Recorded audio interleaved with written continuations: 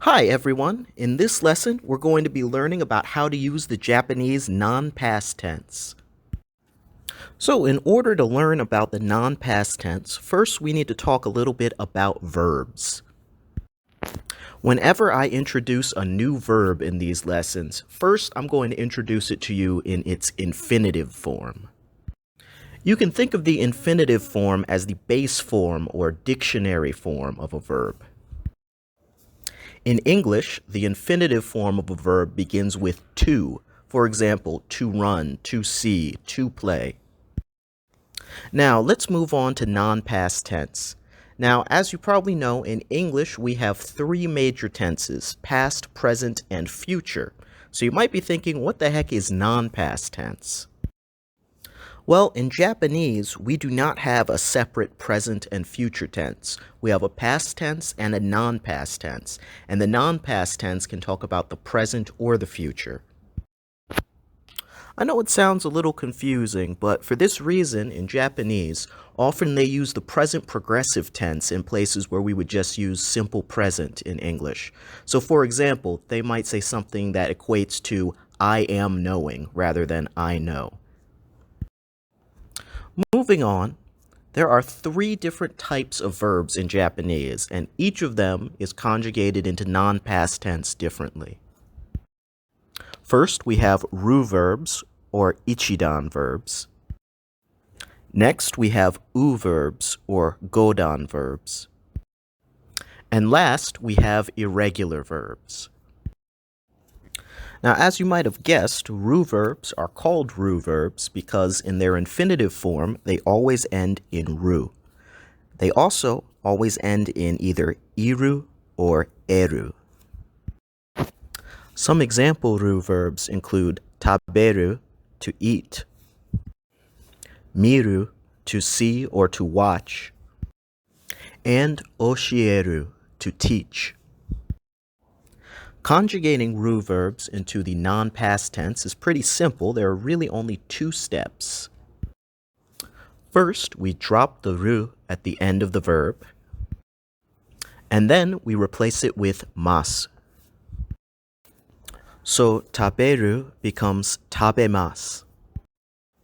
Miru becomes mimasu. And oshieru becomes oshiemasu. So, to give you an example sentence using the non-past tense, I eat or I will eat would be translated to watashi wa tabemasu. Now, let's take a look at u verbs. U verbs, as you've probably guessed, always end in u.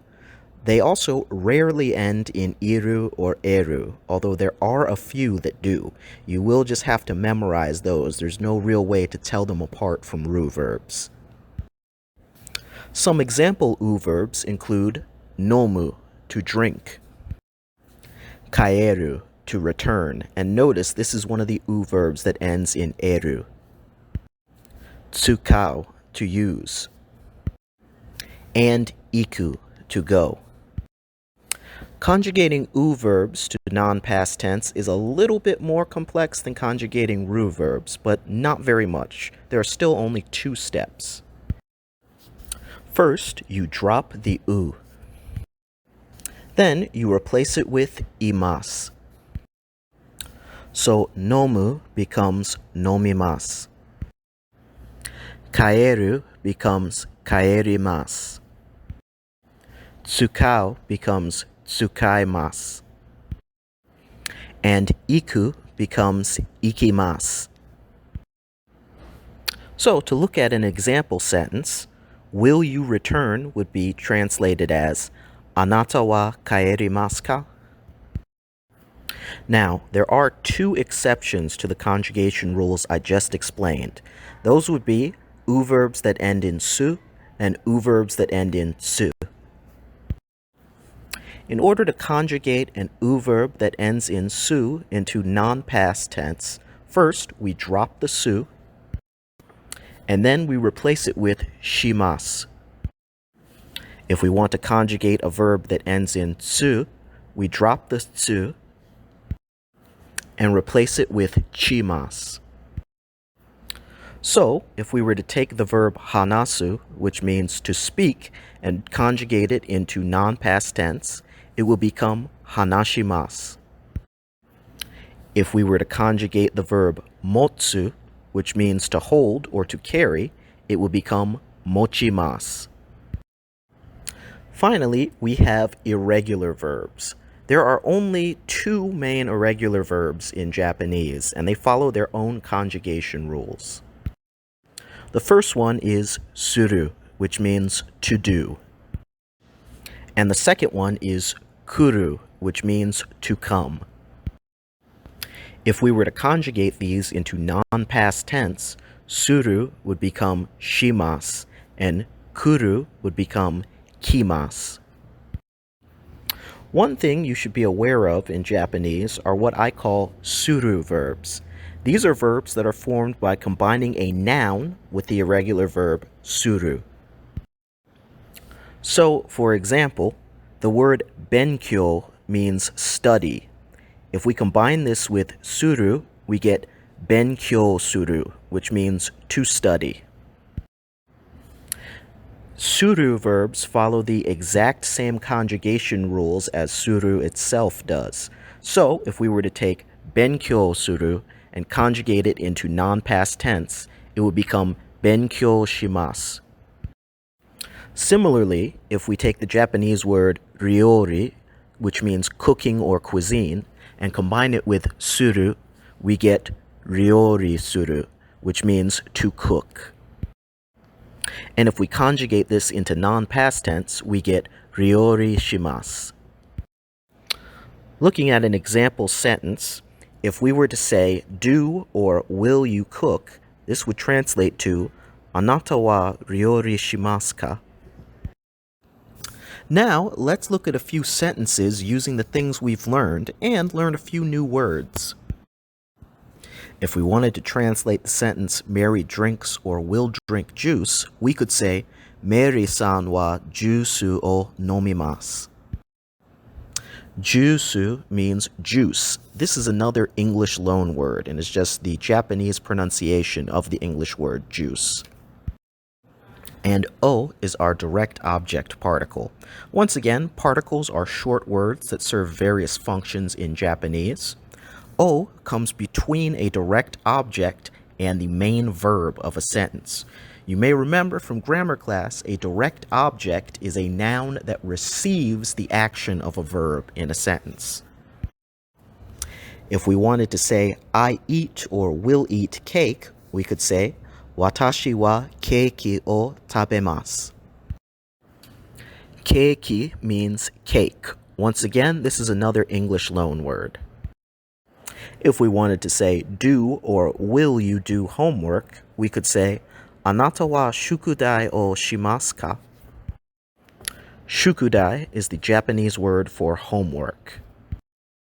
If we wanted to ask, do or will you all go to school, we could say, Anata tachi wa gakko e ikimasu ka? Gakko is the Japanese word for school. And e is our directional particle in Japanese. We can use it whenever we want to talk about movement or a change in direction. It can be used in many of the same ways as the preposition to in English. If we wanted to say Takashi returns or will return home, we can say Takashi-san wa uchi e kaerimasu. And uchi means home in Japanese. Now let's look at a little bit of extra vocabulary that we can use. Mizu means water.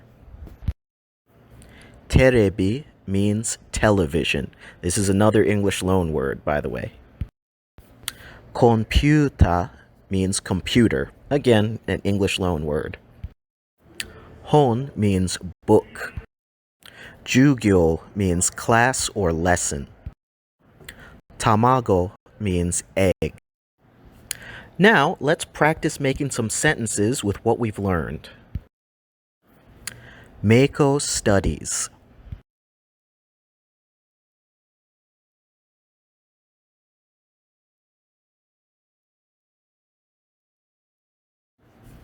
Meiko-san wa Benkyou shimasu. Takashi will go.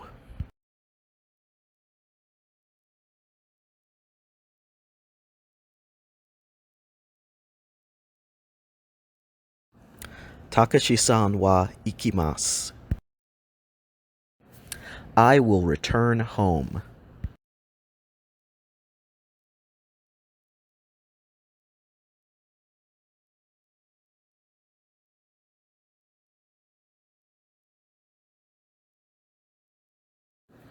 Watashi wa uchi e kaerimasu. Do you eat cake?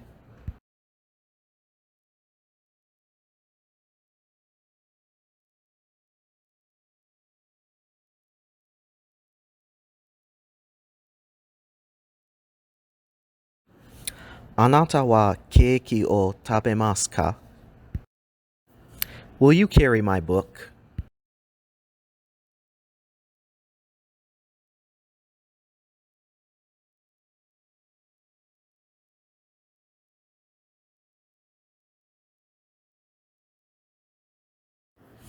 Anata wa watashi no hon o mochimasu ka?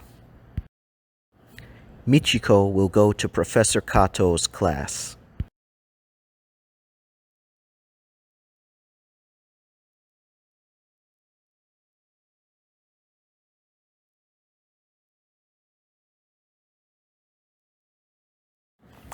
Michiko-san wa Kato sensei no jugyo e ikimasu. And that is it for this lesson. See you in the next one. Ja, mata.